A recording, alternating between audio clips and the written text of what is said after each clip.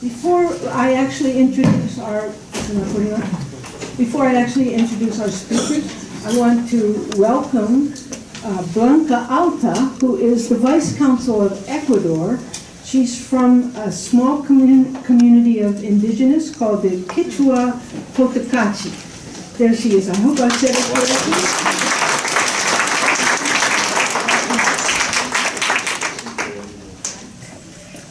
Well, I'm Eleanor Doidge, retired member of the faculty at Catholic Theological Union, and I've been asked to introduce two friends of many years, both. So first it's Francis Whitelands, whom I have known, Francis and his wife Suzanne, also sitting here in the front row, and his sister-in-law, who is somewhere around, Wanda. I have known them since 1986, and since that time we've both learned a lot from each other. I've learned much more from Francis than he has learned from me over those many years. So I'm not going to say a lot because he's going to tell the history and the story of how we got to know each other. I'm very privileged to be able to enjoy their company in these few days, and also just to know that they're both well and healthy after having suffered some health issues in the summer, very serious ones, and they're both among us, and so for that we can be thankful and praise God for that. So.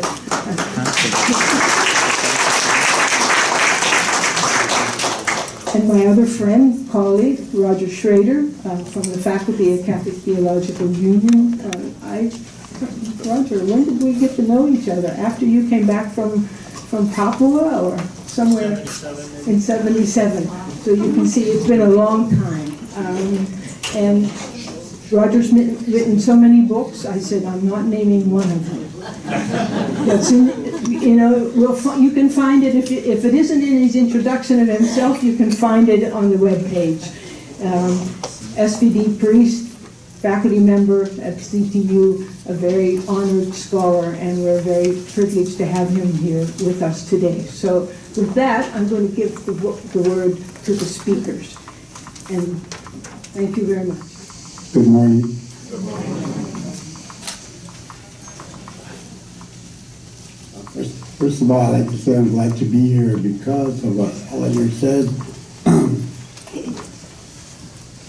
Me and my wife both had heart surgeries within a week of each other. She likes to copy me, so. I had open heart surgery, and then next week she had a stroke. So we both were recuperating at the same time, taking a lot of the same medicines, and seeing the same doctors. But yeah, and mostly I like to explain about my wife. She's a lot smarter than me, and even in academics or in response to being a Christian or to being an Episcopalian, which she grew up in an Episcopalian school for girls, and they learned a lot of things there that we didn't learn. I grew up in a Catholic high school,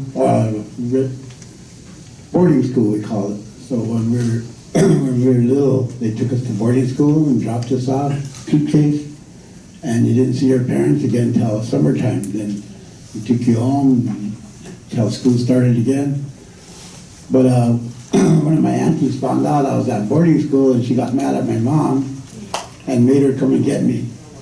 So I went to the boarding school for almost a year, and then my mom came and got me, and she told what happened. So I said I was glad to go home.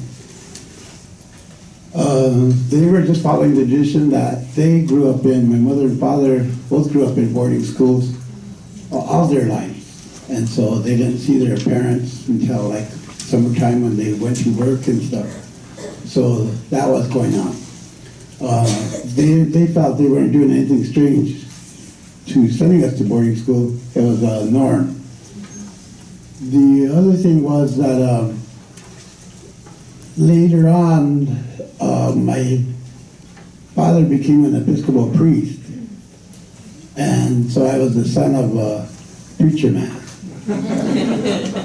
And but my grandma, we grew up Catholic. We were baptized in Catholic church, and my grandma whispered to me as we left for school down in Arizona. My dad was going to go to school there to study to be a minister. So my grandma whispered one last word to me: "No matter what happens, you don't join the church."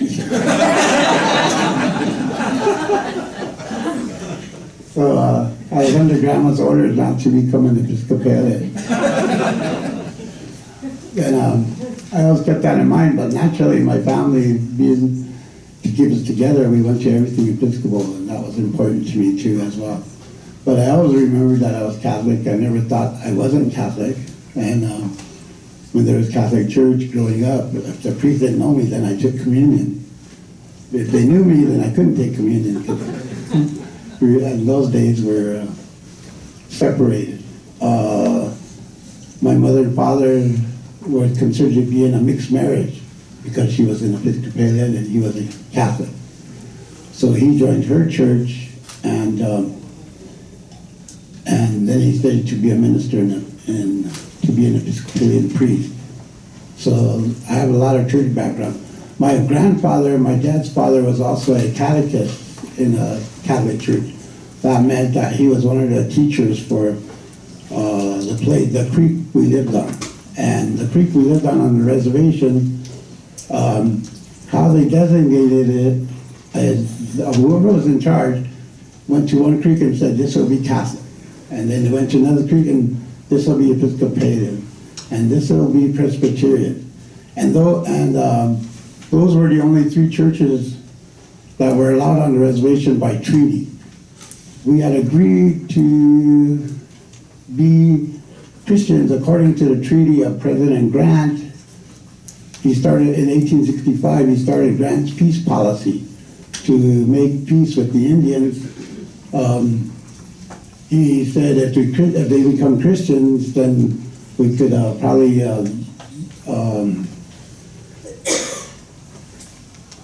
give them our culture and the right establishment of our understanding of God, according to him and according to their way. So we accepted that because we weren't worried. We just wanted to be Christian. My grandfather, one of my grandfathers, when I asked him I wanted to learn the Indian ways, he said, "Okay, you can come to my house and I'll teach you." So one of the things they did was pull out a Bible. So I said, "No, we wanted to learn the Indian way." And so he said, "It's all in this Bible." Yeah. So to be like Jesus was a good Lakota. To be a Lakota meant to follow our way, what we knew about God and stuff. So they just sort of enhanced it. Later on, when I was studying to be a priest, my bishop said, "I want you to be so Episcopalian that you smell like an Episcopalian." So I didn't know what that means, but one of the things that when they were testing me, I thought it was right that I could test them too. I said, if that's the case, then I said, I was at the church in Canterbury Cathedral in England. Have you ever been there? And he said, no. So I know what it's like to be Anglican. So I came from that mindset too. I said, but he was embarrassed by that, and next year he went to Canterbury Cathedral. But so I got ready for seminary, and then there was a lot of politics involved in it that were going to hit us, and we didn't understand it. We were just met it head on that there was politics in the church.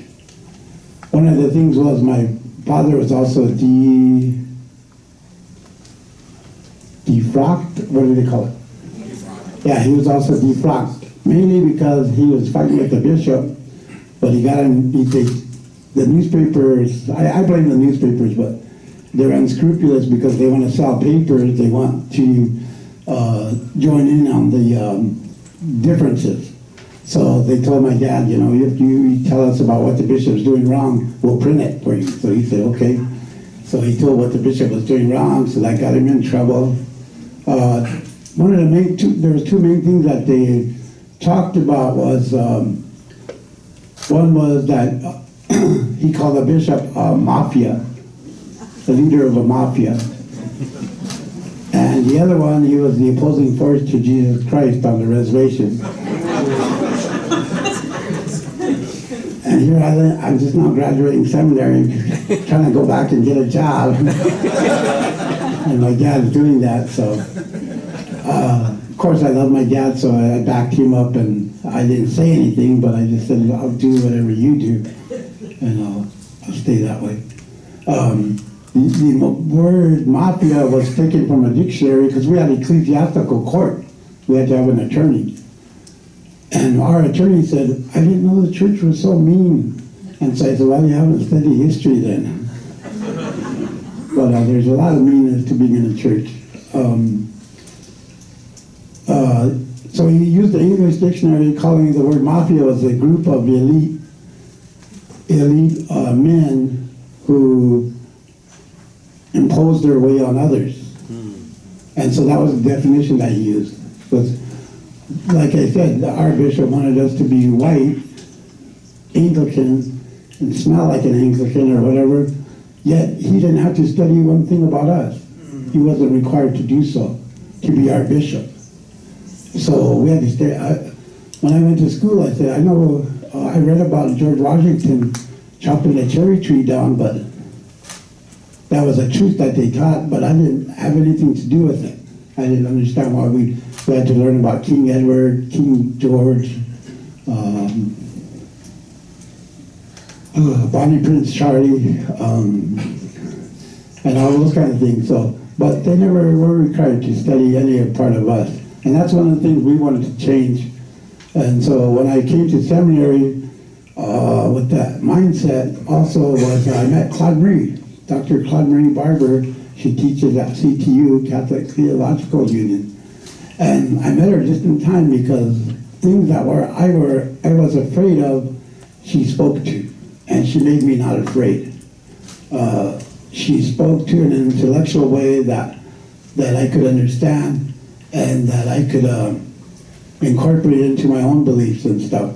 And what she made me do was not be ashamed of myself. She said, you're a Lakota, and don't be ashamed of that and be proud of it. And I was never told that by anybody in the church. But she was the first one to tell me. So when I was not ashamed of it, that was a good idea. So my being a Christian had nothing to do with being an Anglican. It was just the church that I happened to be involved in. And then they talk about Christ, so that's what I would like to share with them about Christ. And that was important to me. And so when I was going to school here, she was a great supporter of us going to school, helping us, getting right connections to anything, meeting other people who were not ashamed of coming from where they come from. I met this minister, his name was Banga Risk, and he was a Zulu from Africa. And so we would talk, and he said one of the things they did was, in the way of being not ashamed of himself, the white people or the people in charge, the bishops, they said, develop a theology, develop your own theology. So he laughed and he said, give us a couple of years to study the scriptures and we'll develop a theology. He said, we can't do it overnight. You've had the scripture for 2,000 years and you developed yours. So we need that pretty much about the same amount of time and we will develop one too, he said. So, and I agreed with that. That was what was happening with me. And so she just made us brave. My whole, since the time I met her, my son went to Iraq and he came back, he had PTSD, post-traumatic stress syndrome. One of the things that really hit him hard was when the Muslim people were coming marching down the street in Baghdad, they would put women in front of them as shields.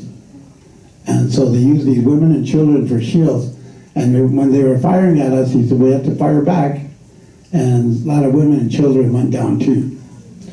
And he said, these little kids looked like our kids. So it really disturbed him, and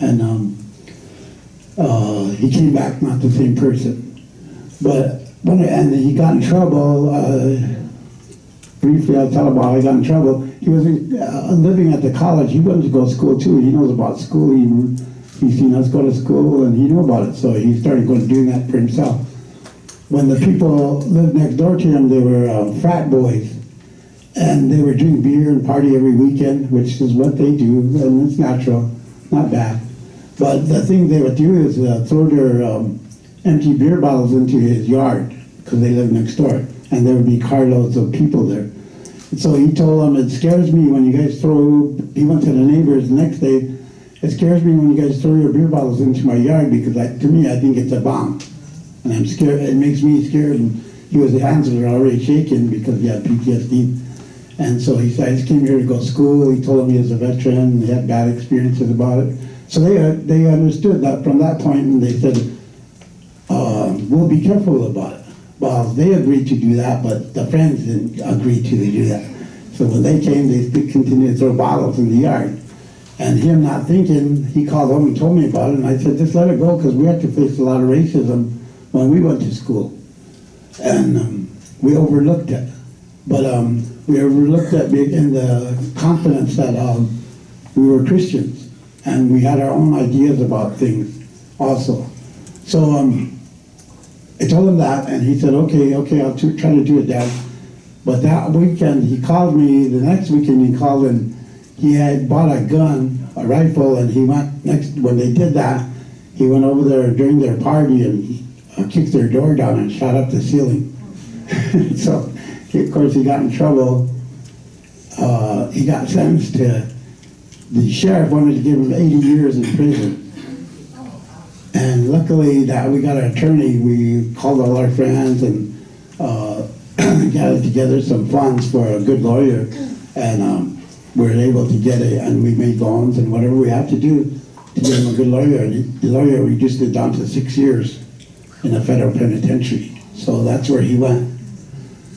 And one of the things he got scared of was he was going into prison. And I said, Claudine called and asked how he was doing, Jesse, because she knew him since he was a baby. So, and he said, I told her about the story of when he got in trouble. So she said, remind him, he was crying because he was going to go to prison. He was scared. So remind him that I went to prison also, she said. And I did 5 years.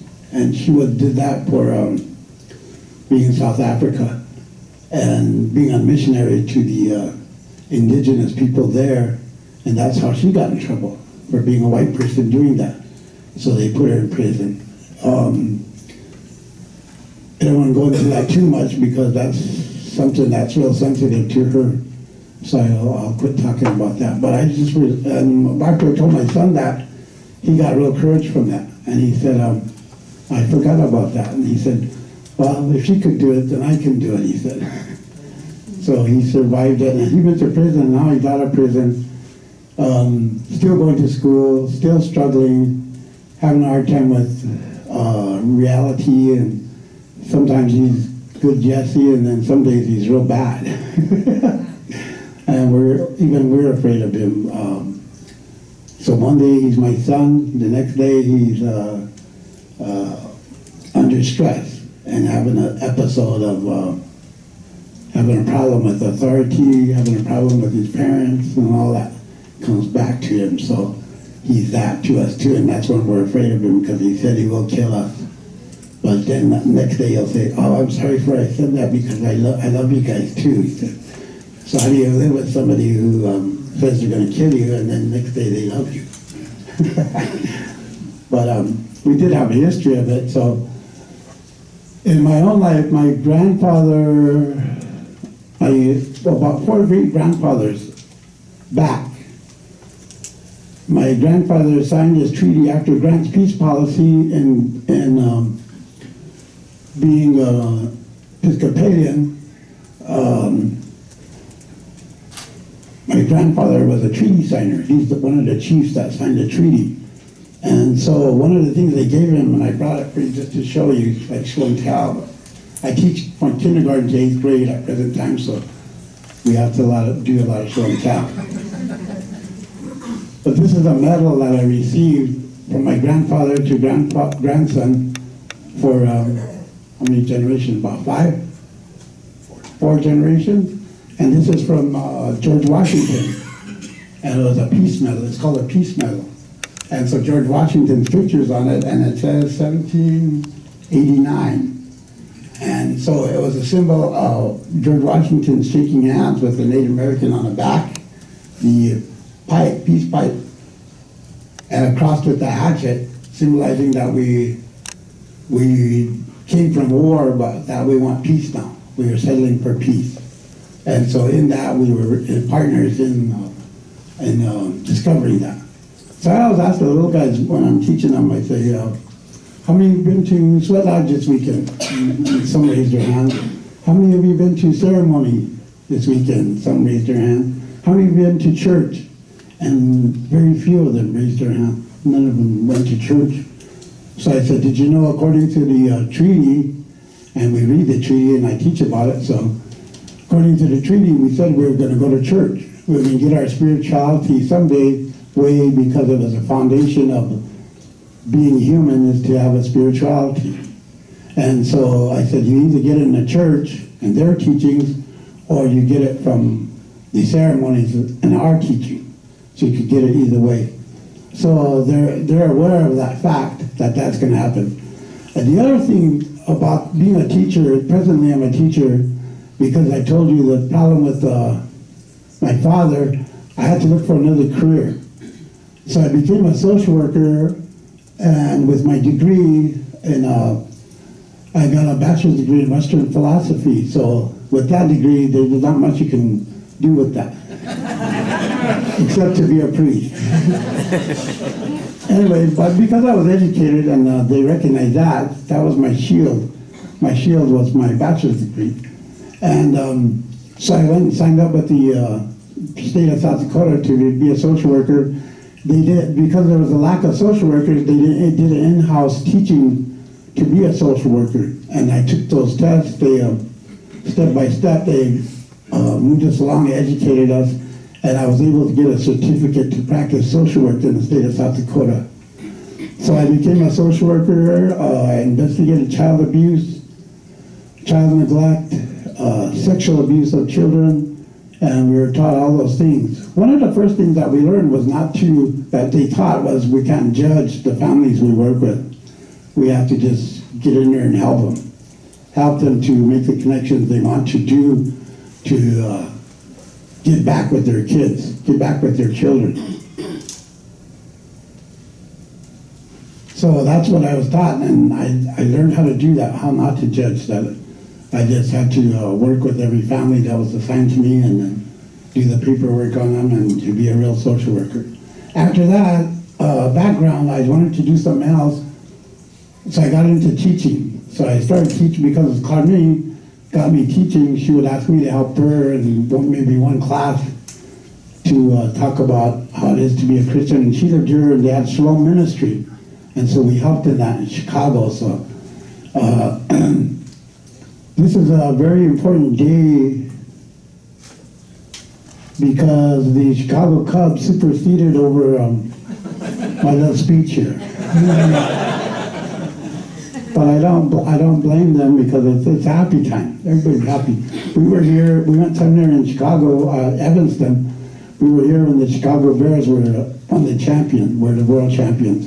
And everybody was nice to each other on the street. You know, if you made a mistake, they would let you go and stuff. Whereas if the Bears lost a game, you would get the finger or get cussed out on the highway or whatever and stuff. Everybody is mean. But they won, so everybody's nice. So we were here during that time, so we know what it's like to be here when the Cubs win, especially the Cubs who didn't win for 108 years. That it's a momentous time and a surprise and all the good things that come from that surprise. So it's good to be here today. When I saw all those people wearing those blue and white shirts and caps and all that, shirts and jerseys, and see the kids screaming, walking down the street and stuff. So that part is good. So I'm glad to be here today. The other thing is that we always like to come to Chicago to eat good.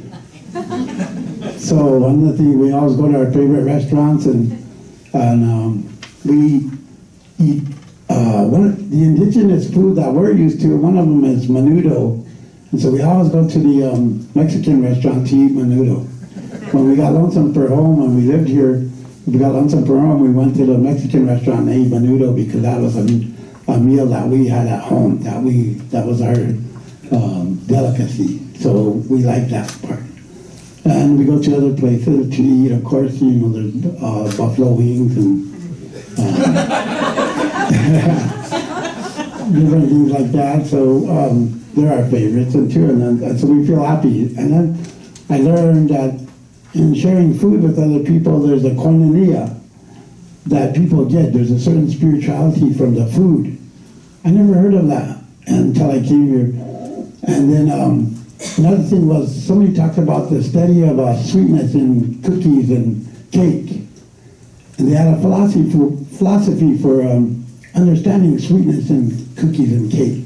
And I never heard that either. So I said, that's real interesting, that there's a philosophy behind making cookies to making cake. And I really understood it, because we had one too. When I look back in my own culture, one of the sacred things that we put on our sacred tree is the the chokecherry branches go high in the tree to make the cross. And the reason they do that is because they call it the Thunderbird's nest, or they use 12 sticks to remind us about the 12 months of the year.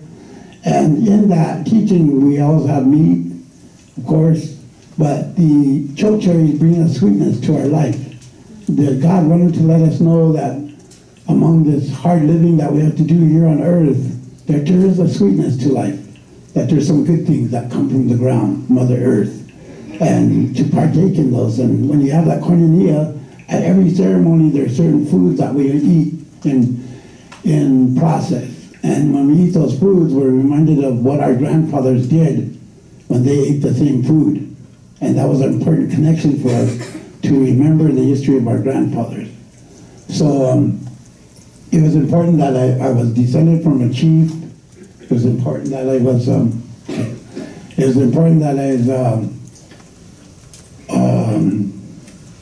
a Christian, of course. It was important to me that as a man, I had to learn to look at women as equals. Before, I didn't have that. And so I had to learn from Claude Marie how to do that. And she learned from Tilly Blackbeard also, who was one of her advisors.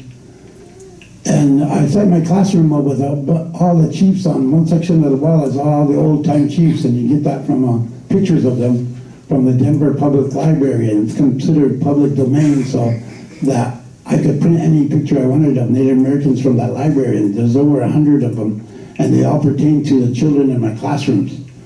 And so Tilly came to see my classroom. She was really happy. She said, I'm glad you're incorporating the grandfathers and all their ways into your classroom and into your teaching, but she said, where's all the women? So she caught me on that. And so the next day, I told my helper, I said, we got to get pictures of women, and we saved that we put another wall, we selected another wall to be the women pictures. And so there wasn't enough of those. There's a lot of those too. So we put them up. And so we have a woman's wall and the male understanding of what's going on in our beliefs, in our spirituality, and in our church, to be an example of what it's like to be a good Christian. What it's like when people see you, they see you as that. We're almost, I got the cue from one of my other old teachers here is Eleanor, and she's not a sister, but because I grew up in a Catholic church, I call her Sister Eleanor, because that's what she is to me. So, and I can't get myself to just call her Eleanor. I always call her Sister Eleanor, And I always talk to priest. That's the first time I learned the word sir.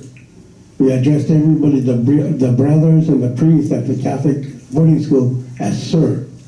So when I got to the military, it's no problem for me to call everybody sir, because that's what I grew up in. Also, me and a guy from West Point were the only ones that could fix our bed the right way. So, and that came from coming to boarding school. So I had an easier time of it, and because of that, those teachings. So there was something that helped me in my life later, in modern life, to do that. Anyways, I wanted to conclude by saying it's good to be a Christian. It's good to be here in Chicago at this time. It's good to see old friends. Good to partake in koinonia with the old foods. Good to remember our ancestors. We remember our grandpa and grandma's ways, and to be Christian. And so we don't have to be. I still don't know what smelling like an Anglican is, but maybe I'll get that someday too. But I'm glad to be here because we're alive, me and my wife. So I really depend on her. And I always compete with her on her. She teaches me, but I think I'm just as smart as she is. So we always compete. So anyways, I just like to finish by saying that I'm glad to be here. Roger will talk about some of the same things I did, and so I'll just finish there. Thank you very much, Francis. This is really different for me to be sitting next to Francis in this kind of a context. I'm used to sitting with him either in his home, his classroom, in the sweat lodge, at a Sundance, something like that. First time I think I've ever wore a tie in his presence, so I hope you can forgive me for that. Huh? But I brought a tie from Aboriginals of Australia, so I thought I wanted to wear that today in their honor. I was with them 6 weeks ago. It's really an honor for me to be here at this conference. I think it's really important in terms of the encounter with Indigenous peoples. My first encounter with Indigenous peoples was in the 70s and 80s. That was in Papua New Guinea, the Pacific Islands. I was there for 6 years, lived there, lived with the peoples there, and I learned a lot from them about their traditional worldview. And when I went there, I had this idea of looking for religion. But it surprised me to know that of the 700 languages in Papua New Guinea, none of them have a word for religion as a separate word. I realized that was a Western category that I was bringing with me. I wanted to put labels on what was religion and something else. So I had to learn something new. This morning the bishop said that people don't have a word for sin. Again, we bring our categories to other people's worldviews. The second encounter I had with Indigenous peoples was with the Lakota. This began in the early 1990s, 25 years ago, when I went to the Rosebud and Pine Ridge reservations for the first time. This journey continues until today. And it is a real honor for me to be next to Francis White Lance and with Suzanne here on this day over all these years. So we've known each other for about 25 years. I've learned very much from Francis and from Suzanne, from their family, sons, daughters, family. And a special friend of theirs, Ray, a good friend of ours, and Francis, who died a couple years ago. 3 years ago, maybe? Huh? Yeah. About 3 years ago. I asked permission from Francis to mention his name here. In Australia, you don't mention a name to those who have died. Huh? But I wanted to remember him on this day and all of your family. So I've listened to the teachings of Francis on the Sundance ground, in the Sweat Lodge, in his famous classroom, which is just amazing. I wish my grade school had done like that. And in his home. It's a relationship and a journey that continues. It's about relationships.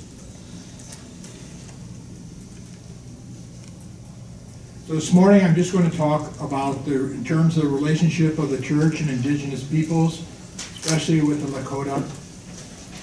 I don't think I need to say a whole lot about that, but it's important to put that context there. And I want to focus on a case study, the experience between Catholic Theological Union and the Lakota. particular. And I'm speaking from the CTU perspective. Francis speaks from the Lakota perspective. But our stories are shared. And then I'm going to end by talking about how this has changed my mission theology. So first of all, in terms of the historical background. Again, I don't think I need to say too much. We already heard some of this from this morning, and it continues across between Canada and the United States. But I want to give a little background in terms of the Lakota in particular. So the Lakota, Nakota, and Dakota were inappropriately called the Sioux by the armies. The word Sioux comes from the enemies of the Lakota, and it means snakes. So when the army came, they asked, what do we call these people? They said, we call them the Sioux, but that was actually the enemy's name for them. So we already start at that time. Lakota followed the migration of the buffalo herds across the plains. However, following the massacre of the buffalo, Western diseases, violent conflicts with the U.S. Army, broken treaties, and other atrocities, a millennial ghost dance movement emerged on the plains in the late 1880s. Emerged on the plains with the hope of restoring proper balance in Lakota life. As part of the response to this movement, the U.S. military massacred over 300 Lakota men, women, and children in 1890 and threw their bodies into a mass grave in the middle of the winter. They are buried in Wounded Knee, which is on the reservation and not far from the home of Francis and Suzanne. Wounded Knee, 1890. Francis had some family members that were a part of that time. The U.S. government then forbade Native Americans the right to celebrate their cultural religious rituals. So that was from 1890 until 1976. Indigenous peoples were forbidden to practice their cultural religious rites here in the United States, the land of religious freedom. This is an attempt of cultural genocide. In terms of the church, on the one hand, some missionaries and other church leaders devoted their lives to what they considered bettering the situation of Native Americans. At the same time, many of them blended their mission theology and practice with manifest destiny vision of the government. How that came together. Priests and pastors on the Rosebud Reservation would copy down license plates numbers of the cars parked around the homes where Lakota rituals were being performed in secret in order to turn in that information to the local police and government authorities. The church was also running boarding schools, which we've heard about, where children received an education for the New World, but they also had their traditional hair cut and were punished for speaking their own language. A change of consciousness began in the 1960s and 70s. The American Indian movement, AIM, was formed in the 1960s. Bury My Heart in Wounded Knee by D. Brown was published in 1970. The BIA, Bureau of Indian Affairs building in D.C., was occupied by AIM and supporters in 1972. The second Wounded Knee, a 71-day siege by FBI, occurred the following year at Wounded Knee. 71 days. Eventually, and I'm skipping over much, the medicine persons urged the Lakota to recover their traditional spirituality. Religious freedom was then granted by the U.S. government, 1976. And many Lakota began returning to the reservations. They were beginning of something that some Lakota are called a Native American Renaissance, the 1970s. In terms of the church, denominational committees and conferences on Native American ministry were started by the Methodists, Presbyterians, and Roman Catholics in the 1970s. The Tekakwitha Conference, for example. The International Protestant Native Theological Association began in 1977, and the Ecumenical Native American Project of Theology in 1978. So the 1970s was a very important decade, beginning of a change of consciousness in this regards. a beginning. Now I'd like to talk about CTU and the Lakota people. So what I just said is a bit of the historical background. The relationship of CTU with Lakota people began within this context. In the late 1970s, Reverend Claude Marie Barbour, Francis was sharing about her, a French Presbyterian minister and a CTU faculty person, was invited in the late 70s to talk with some non-Lakota church personnel on the Rosebud Reservation. At the same time, several young Lakota boys who heard this white missionary woman speaking in a different way compared to others introduced her to Moses Big Crow, a blind medicine man. Conversations and relationships began. During her return trip to the reservation, Claude Marie got to know Tilly Black Bear, Francis mentioned her also, a Lakota woman who started the White Buffalo Calf Women's Society, which offered shelter on the Rosebud Reservation for battered women, rape victims, and their children. In the mid-1980s, Tilly brought Claude Marie into her family circle through the Hunka, making a relative ceremony, one of the 7 sacred rituals of the Lakota. So Tilly made Claude Marie a member of the family through the ceremony. Through this important relationship, Claude Marie and later fellow CTU colleague Eleanor Doidge every year brought one or more ecumenical groups of students taking courses at CTU and of other members of the Presbyterian Church to the Rosebud and then to the Pine Ridge reservations. The participants were prepared to listen to and learn from Lakota teachers, including Tilly and Francis and Suzanne. In the words of Tilly, and Tilly died in 2014, the work of Claude Marie and Tilly was based on, and I'm going to quote what Tilly said. I want to bring the Lakota voice into this. This is what Tilly said about the relationship between Claude Marie and Eleanor and Lakota. Tilly, the work of Claude Marie and Tilly was based, quote, in the words of Tilly, on the premise that when these people come to us, they are given an insight into themselves, not only as individuals, but insight into the world that they represent to others and to themselves. If they go out into the world to work as missionaries based on what we have shared with them and what they have experienced here at Rosebud, then they can be more respectful of other cultures and other ways of thinking and doing things. That's the goal that we are about. I was in one of these groups in 1991, joining the CTU faculty and some other Presbyterians at that time. I was touched and surprised that the Lakota were willing so immediately and trusting to invite us to participate in the Sweat Lodge purification ritual in Nippy to live again, which my government had forbidden them to do for over 85 years. So my government forbidden them, now they're inviting us white folks to celebrate with them in the Sweat Lodge.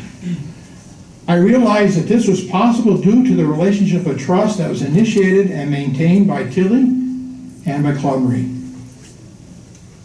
I was also introduced to Francis White Lance in these years when he was completing his studies at Seabury Western in Chicago.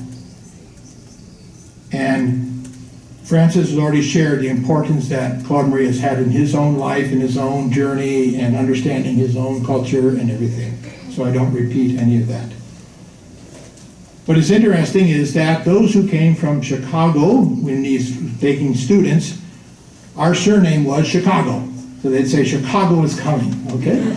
It sounds bad, but Chicago is coming. So that's like our surname, huh? That we came. The relationship, huh? It still is. It still is, huh? So Suzanne, it still is. Because it's a relationship that was there, and you have Tilly and Francis and the Lakota here, and you have the Chicago group here, the relationship.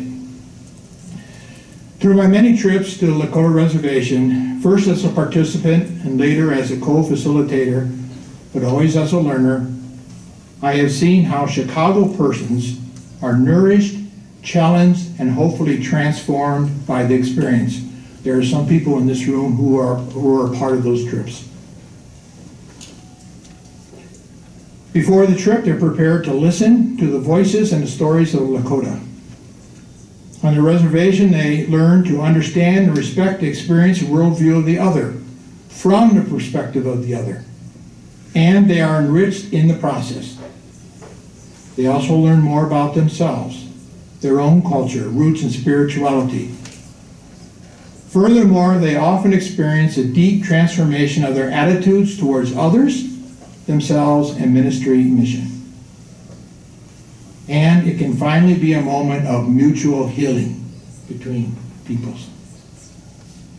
Through this relationship between CTU and some Lakota, the Chicago people are being prepared to minister with others in a very respectful way, crossing cultural, religious, generational, and ecumenical borders. A couple of them may return to work with Native Americans. For example, Sister Barbara, who's now working on the Pine Ridge Reservation. Or someone like Peter Tom, an SPD, who was working with the Aboriginals in Australia. I visited him in Santa Teresa some years ago when he was working there. Many trip participants years later still recall the words of Violet Crow Goodvoice. She's Tilly's sister, worked with the church for many years. And Tilly, when we sit in her house, she says she has encouraged the future ministers to bring a half-empty cup, not a full cup, with them, that they can learn and be enriched and filled by the people. These are signs of reconciliation and hope.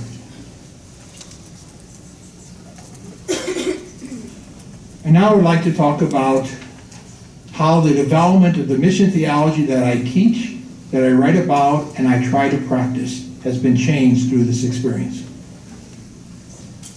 Through my own post-Vatican II theological studies at CTU, the training I received through my missionary order of the Society of the Divine Word, both in the States and for 2 years as a seminarian in Papua New Guinea, I was fortunate to start with positive attitudes toward non-Western cultures, other religions, and indigenous peoples.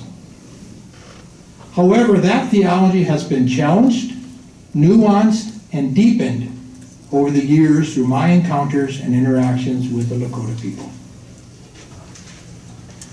Claude Marie Barbour, who was also one of my teachers and mentors during my first year of studies at CTU in 1975, she speaks of mission in reverse. How are we touched by God's grace in our ministry with the other? Later on, as I did my studies, I situated this within the Missio Dei theology, the mission of the Trinitarian God, that fountain of love which generously, continually is poured out into all peoples and all of creation. This image is taken from the second paragraph of Ad Gentes of Vatican II, this image of God's love and life pouring out into all creation and drawing all peoples and creation back to God. So that's where mission in reverse fits in that regard. That how we are blessed by how God's presence is stirring amongst all peoples. But what does this mean in particular context and practice? Going to the reservation requires, in Tilly's words, the need to acknowledge and understand the world I represent to others, as a U.S. citizen, as a white man, as a Roman Catholic priest, and as a missionary. I need to be ready to receive and absorb some anger, pain, and injustice that this stirs with others. The Archbishop was talking about this morning. How do we receive that? Yeah. In recent years, I'm becoming more aware of the importance of acknowledging the past and present realities of the dynamics of post-colonialism. It's still alive and well, unfortunately. At the same time, I have the opportunity to own my own identity, who I am and what I do, with its wounds and sinfulness, its giftedness and grace. As Francis often tells us when we go there, don't try to become Indian, but get to know your own story. And that impacts many of our students. It makes them go back to learn their own histories in that way. Furthermore, in this journey, we need to acknowledge a lifelong call to what I call the second conversion. The first conversion, ongoing conversion, is from selfishness to giving our lives over to Christ.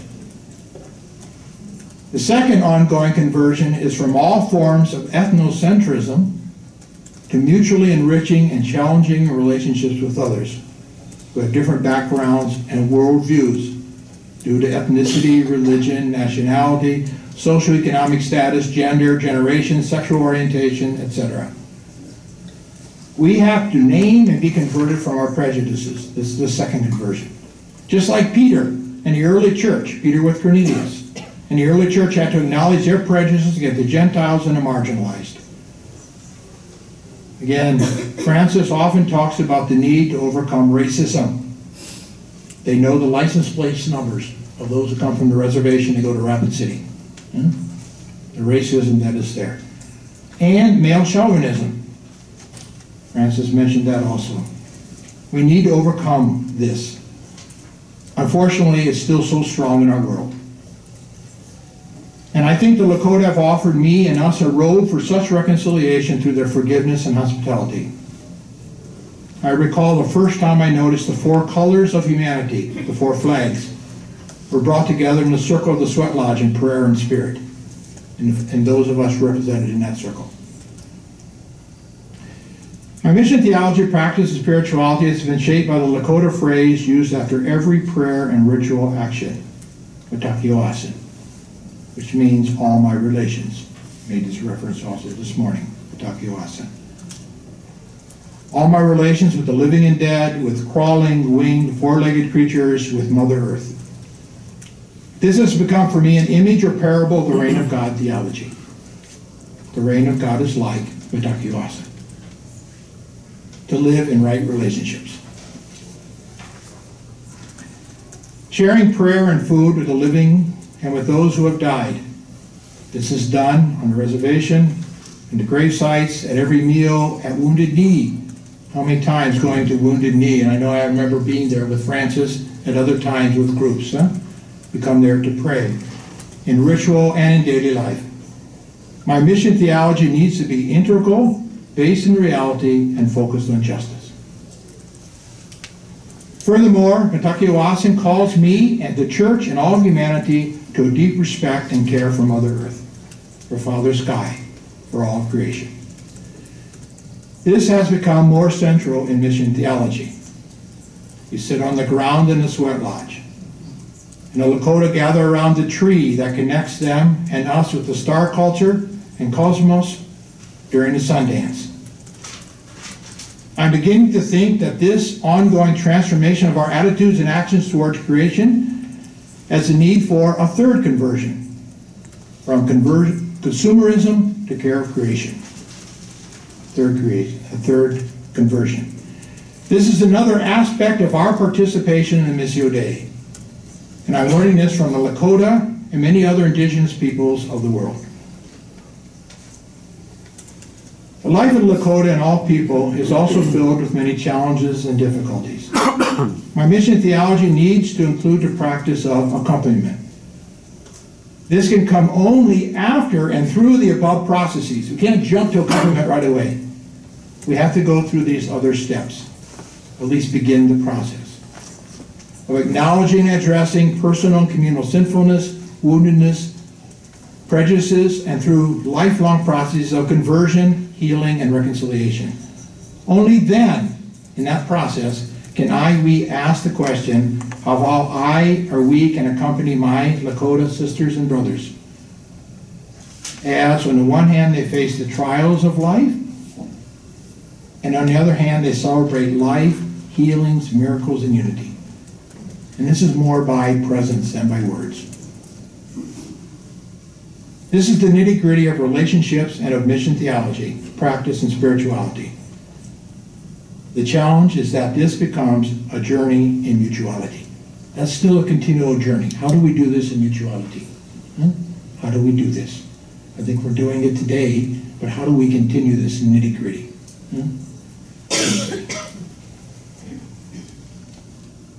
Relationships are key. And I was talking to Francis and Suzanne just before we came in here. We were talking with each other and said it's about relationships. Watakioasin. In conclusion, I will approach the topic of the church and indigenous peoples primarily through the lens of a case study or a living example of almost 30-year relationship between CTU and the Lakota.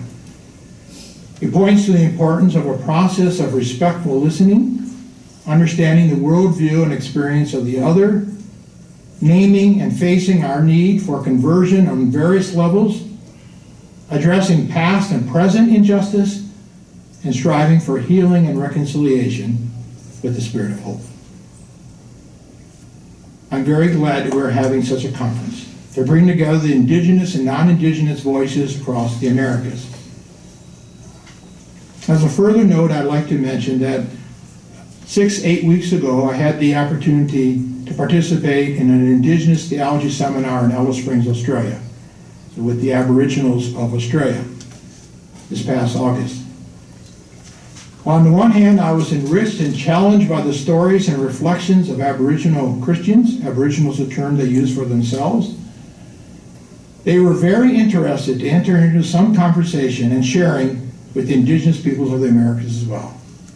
I was sharing this with Eva before. They're very interested with the Truth and Reconciliation Commission going on in Canada. I know today, in this conference, you're doing a big thing to bring together the Indigenous peoples of the Americas, and that's very important to do. But I know the Indigenous of Australia are also very interested to know if there could be some sort of conversation between the two on both sides of the ocean. So let the dialogue continue. Thanks to both of you for that. I have a question that arises out of something that Roger said, but I think it's a question for both of you. Roger, you mentioned that in Papua New Guinea there is no word for religion in the languages, and I've read that this is the case in many indigenous languages, maybe most indigenous languages, and presumably that's because there's no kind of separate thing called religion, which is just one little part of life, but it's something that permeates life. So the question that I have is, what happens then when the language of religion enters into an indigenous community? What changes? Does it reflect changes? Do you use that word? How do you manage that distinction that we take for granted, which is a distinction between the religious and the secular, or the religion and the rest of life?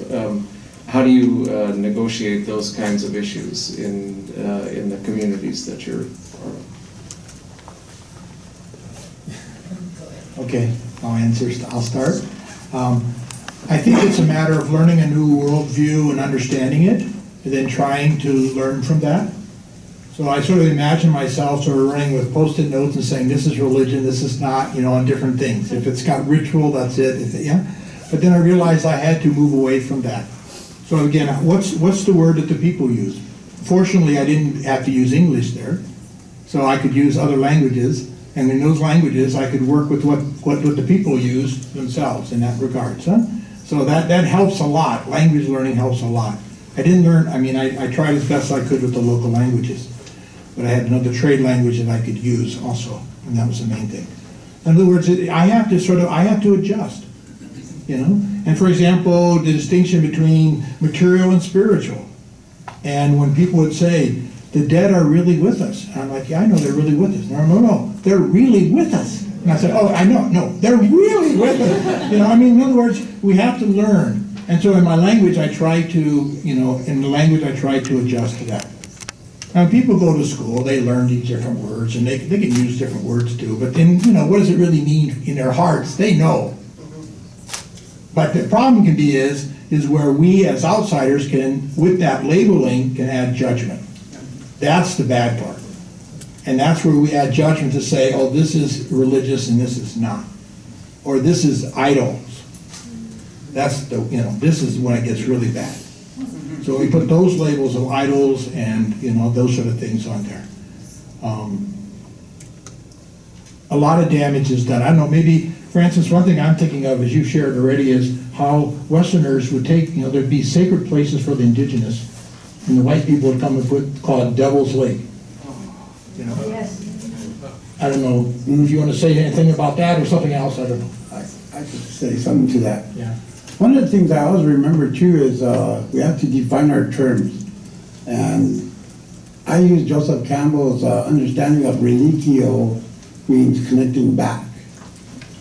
And And if you're going to connect back, we do that too all the time with our ancestors.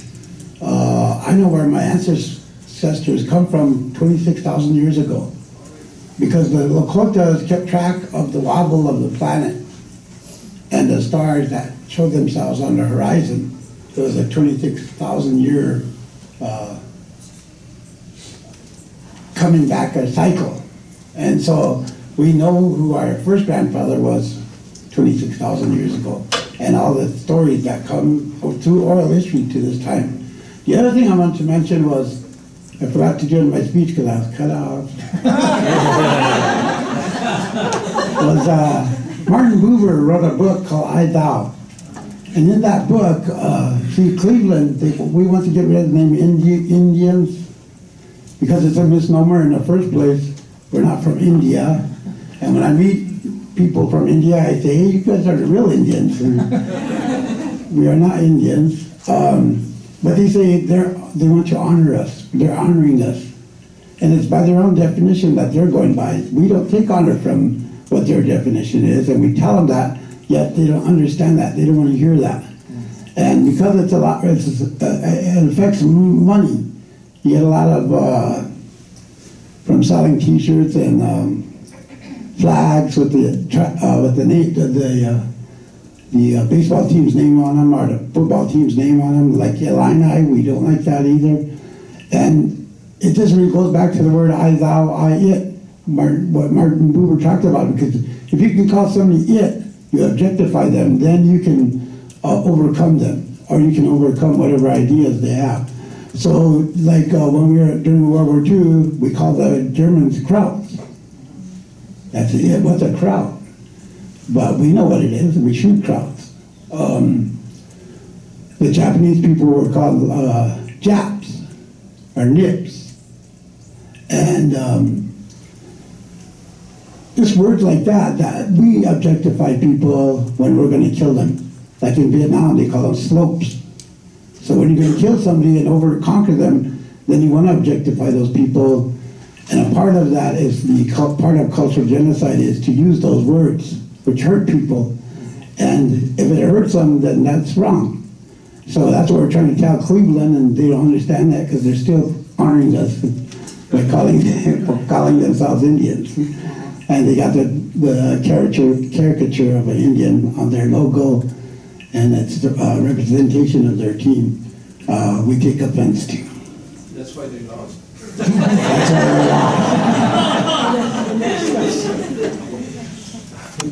So first of all, I'd like to thank both of you for sharing your personal experiences and stories from which all of us can learn deep insights. I have two questions, one for Francis and another one for Roger.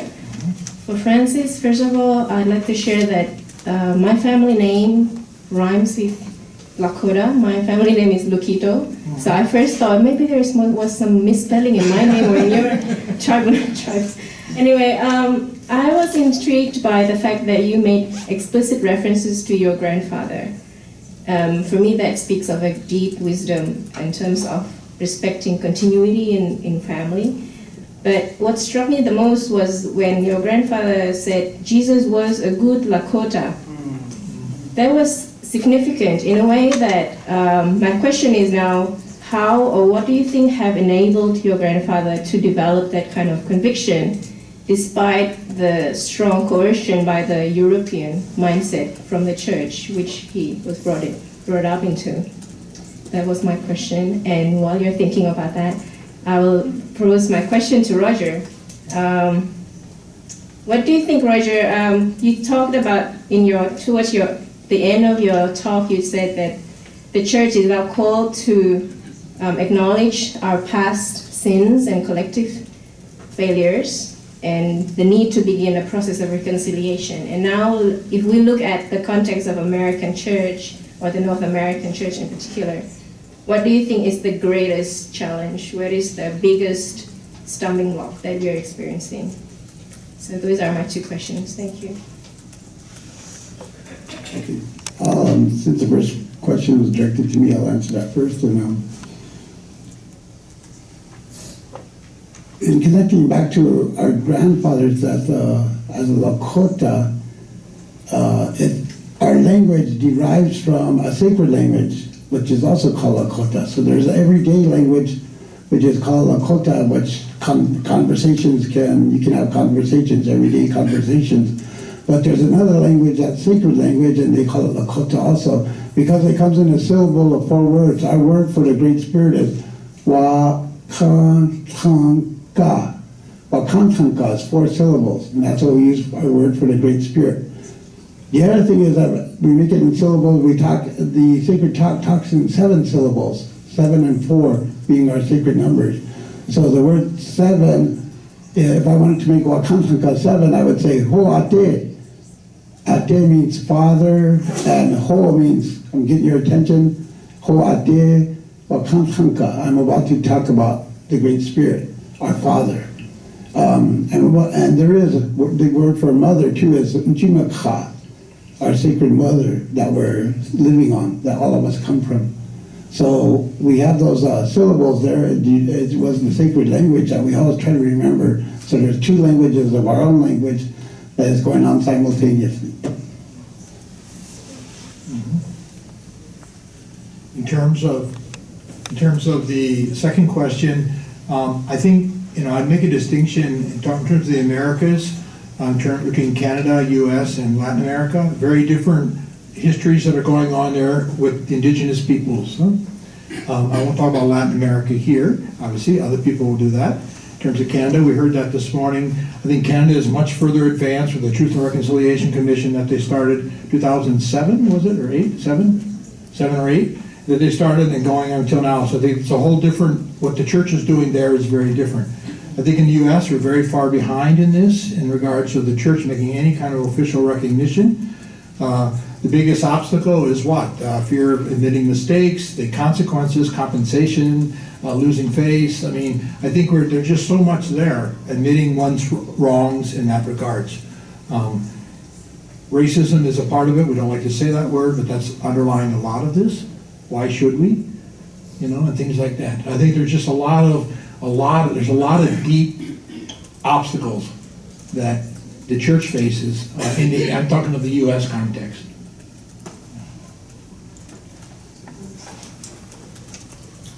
Hi, my name is Cynthia Cooper. I'm a student at CTU, and you just spoke to my question, actually. I was going to ask what do you think the church should do in response to Standing Rock? There was a recent article in the National Catholic Reporter that said our church has been silent. So what do you think we should do? There was recently also a news article about the Episcopal priests had gotten together and said that they will come and help serve the people at Standing Rock, and they will even stand in the front lines where they are using attack dogs, pepper spray, batons to attack the people. So that's a positive move that I see, that if they want to live with us, they need to share in our suffering also. So getting clubbed is sharing in our suffering at that time, if you're at Standing Rock or where the pipeline is. We are also adhering to the commandment of protecting Mother Earth, that if you hurt Mother Earth, it will hurt you and other people later on. And they don't understand that because, again, it concerns money. They don't want to spend the money to go around, yet they will have to pay anyways. If the water goes into if the oil goes into the water, we're going to pay when we try to clean that up. Or maybe it'll be too late, I don't know. But those are some of the things we're talking about also. Any other questions or comments from anyone? There are some more. It's the mic, it's available.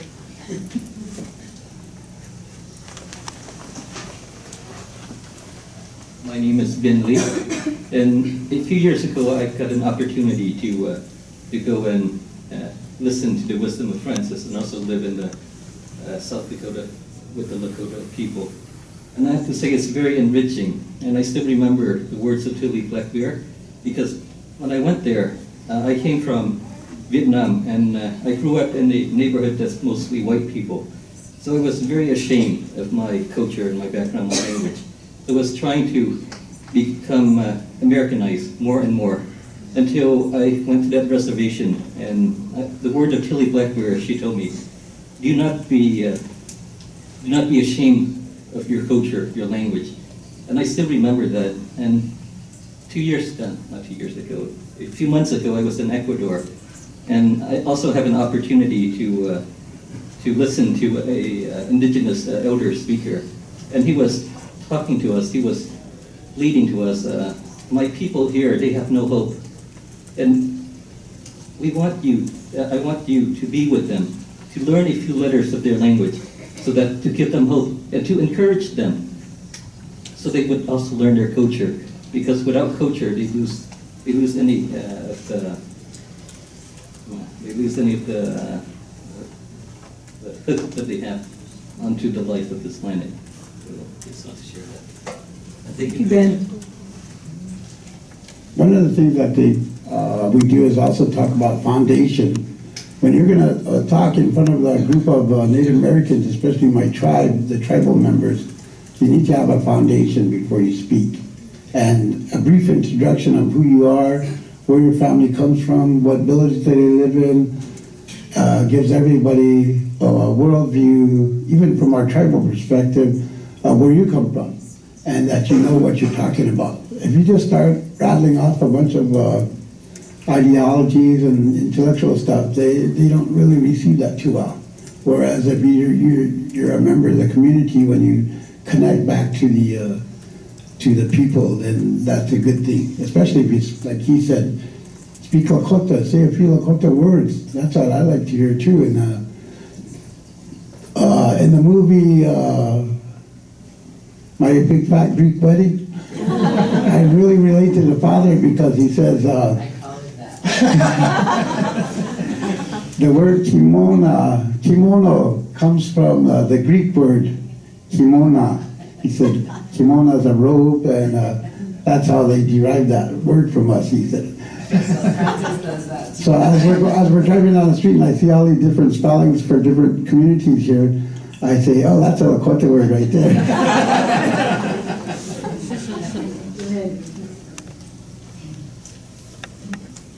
Ryan McDonough from unceded Mohawk territory in Montreal area. My question is the following. In a Canadian context, we recognize more and more that if we are going to move towards some kind of reconciliation, we have to deal with the issue of land. Land that was stolen by ancestors from the original inhabitants. In the Truth and Reconciliation Commission in Canada, the issue of land was addressed, but it's an incredibly difficult political issue, and the churches really don't know how to grapple with that, although the churches do occupy a lot of land that was originally taken from the Indigenous peoples. I just want to know, in a U.S. context, what can be done and what is being done regarding the fundamental issue of land, stolen land. Miigwech.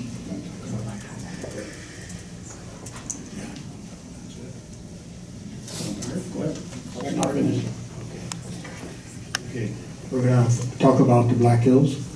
So the Black Hills is a very sacred area for Lakota peoples, and it is now under the federal government. There's a big amusement park there. I don't know if any of you have been there. Mount Rushmore is there. There's all kinds of tourists that come there and all that. And there's been a process, my understanding, and Francis will continue on, or will also add to this. So there's been actions to get the land back. And so the actions have gone to the courts and things like that. And then I don't know how many years ago, or maybe Suzanne, you remember, how many years ago they said, okay, we recognize that we stole the land. We broke our own treaties to steal this land, because originally that was part of the reservations there. But then when they found gold in the Black Hills, they then they made the reservation smaller, and it got smaller and smaller. So because of gold, money. So then they said, okay, we recognize that we broke the treaties, and so we will give you $40 million? I don't know how much money there is. $40 million we'll give you for the Black Hills. It's over $1 billion. It's about $1 billion now, because anyways, the people said, We don't want the money, we want the land. So that money is still sitting in Washington, in my understanding. The Black Hills, I think, would be one of the in terms of Lakota, that would be a major area. So, Francis, you want to say more there? Yeah. Oh, here, Suzanne's got the. I used to work for the tourism people in our tribe, so when they come to the Coca place, Claude Marie says I'm the only safe place they can ask lots of questions of me. But, it's okay. Here. And then, Who's got a chair over here? I'll get it by Roger. You just move that way. Yeah. Okay. Whatever. Francis and I have been married for 37 years, so we think we have to say things for each other, you know. But we grew up together, and we love Chicago, so we're really enjoying coming back today. And we always have chicken yellow curry with Claude Marie, so that's what we're eating tonight. We go by every day what we're eating. But, and I Googled the other day, we were traveling someplace, I end up going to a lot of different places for work, but we were traveling somewhere, and Francis thinks he's a truck driver in another life, so he likes to drive everywhere. But I Googled Allen, which is where we live in South Dakota, and we're on the very eastern part of our reservation. But I Googled it, and it said Allen, South Dakota has a distinction of being the poorest place in the United States. And it also has the distinction of being the second hardest place to get to in the destination. So I was like, it really is kind of hard to get to us. But I only say it for two things. One is I don't think they've stressed enough how important it is for the groups to come from CTU. One of the things that Francis tells them is that the white people in Rapid City never come to the reservation. They don't care to know who we are, because the racism part is something that colors everything we do every day. When we lived out here, we would go home and I would say, let's not go to Rapid for a week because we're treated so bad, you forget when you're someplace that's more diverse, you know? And it was really hard going from Evanston and Northwestern down to Rapid City, South Dakota, where people just run in front of you in cars or say weird things to you, you know? It was really hard to get used to. But one of the things I know that he says in a lot of the people who come because they wonder about coming into the ceremonies and doing some of the cultural things is that I know one person was really concerned because the Uwipi ceremonies held in the dark, and they didn't want to go in because they didn't like all the biblical stuff about praying in the dark and going someplace dark and all of that. And so I know one of the things that Francis and Tilly had talked about at the time was that it's not important for you to come to learn anything. All you're doing is you're representing Jesus in that place. And he was not afraid to go anywhere, you know, and to just be there. Because what the people don't understand that come out, everybody in our community knows when Chicago's coming because they're going to see all these white people different people at our house, you know, and our place. But is that's what their purpose is to come and at least show the people that you're representing Jesus in their land. And it's not important for you to teach me anything or to be anything that you think I should be, but just to be present there, because it doesn't happen with the people from South Dakota. We've had more people come from CTU than have ever come from South Dakota to the reservation and to see us and to be there with us. And one of the things that's really hard for us to carry across though is that we moved home and we lived there on the reservation. Was a real conscious decision on our part too about the life we wanted to lead and about what we see as our mission, because it is a real difficult place. We have 85% unemployment. Our unemployment records on any of our reservation are not counted in the state of South Dakota. Nobody sees that at all. We're having a real criminal justice crisis right now. We only have 24 police officers on our reservation, which is 50,000 square miles. And there are only 8 on duty at a time during 3 shifts. So if you have people who are in Pine Ridge and they need to respond to any incident in Wombly, which is like 70 miles away, going cut across the res, I mean, you're lucky if someone shows up or comes at all. But it's a real criminal justice crisis right now. We've had 2 weeks ago, a young man was shot at a basketball tournament in Pine Ridge in front of 200 people, you know. So there's really been a bad thing happening with that we've been having to address. Someone called and threatened our school. We had to have a lockdown there because it becomes a part of the bigger picture of what's happening with our criminal system, but there's so many things that happen there that most people in the country just never think about, or they never concern themselves with. And so by the people coming from CTU, that is one of the things I think that, I always say they come to talk to Francis because he has no one else to talk to about theology at home, you know. And I've heard it all after all this time, so. But I have to brag a little bit because of what he said is when he was in seminary, we were, there were a few other people. Schroeder was doing outreach to Native people, so there were about 4 or 5 other Native students, and they would all play. I would beat them all in Bible trivia all the time. You know? But Francis said something there because people said really terrible things to him. Is that he thought he came to seminary was going to be a spiritual experience and a part of who he was, and he didn't realize it was just school, and that was never a part of it almost. And he really didn't find that until he found Claude Marie and Sister Eleanor, and they grouped out with Shalom, because even at school people said things like, what are you doing here, or why are you here, and stuff, you don't belong here, and things like that. So he had to really reach out to the Catholic, Claude Marie and the group there to feel a part of the spiritual part of being a priest, and that was never a part of who he was going to be, and that was I think the biggest struggle. I even took classes at Seabury just so that, because I'm a real good student, you know, I wanted them to know, hey, I'm smarter than you are too, you know, because they really said mean things to him and the other Native people that were in school there at the time. But so we went, that happens every day. But I also have I have to tell a real funny thing. So we were real conscious because of how our people have been treated with the churches, and everybody was baptized, and a lot of people didn't understand what the baptism meant, or they didn't make that choice on their own. We decided, we have 2 children, our son is 35 and our daughter's 23, and we decided that our children would make their own choices.